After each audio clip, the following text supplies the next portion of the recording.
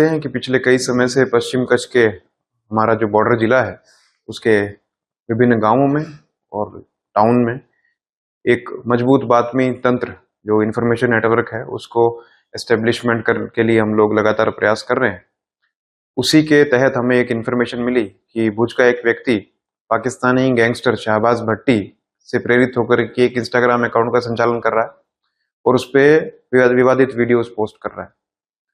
इस इंफॉर्मेशन को सीरियसली लेते हुए हमने उस अकाउंट की डिटेल्स निकाली और उससे जानकारी प्राप्त हुई कि भुज का एक व्यक्ति है आफ्ताब खाटकी,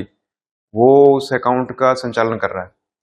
तो तात्कालिक उसको पूछपरछ के लिए एसओजी ऑफिस लाया गया और पूछपरछ के दौरान उससे जो मोबाइल बरामद हुआ तो उससे एस्टेब्लिश हुआ कि यही व्यक्ति जो है वो उस अकाउंट का ऑपरेशन कर रहा है।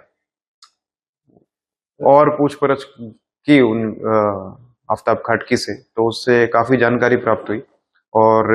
उसकी जानकारी के आधार पर जब पुलिस की टीम ने उनके आवास पे तलाशी ली तो वहां से 181 बंडल भारतीय जाली मुद्रा के प्राप्त हुए,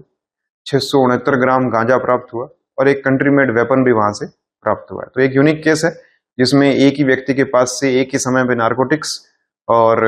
जाली मुद्रा और कंट्री मेड वेपन जो हथियार है वो प्राप्त हुआ और यही व्यक्ति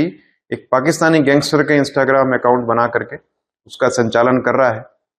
और वीडियोस भी पोस्ट कर रहा है। तो मामले की गंभीरता को देखते हुए इस व्यक्ति के खिलाफ सभी कड़ी धाराएं लगाई गई और 5 दिन की रिमांड इसकी लेने में हम लोग सफल हुए हैं। अभी नेक्स्ट स्टेप ये है कि हम तीनों ही स्थिति में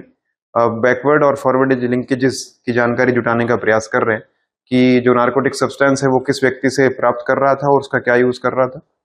भारतीय जो जाली मुद्रा प्राप्त हुई उसका कहाँ से कलेक्ट कर रहा था, कहाँ उपयोग कर रहा था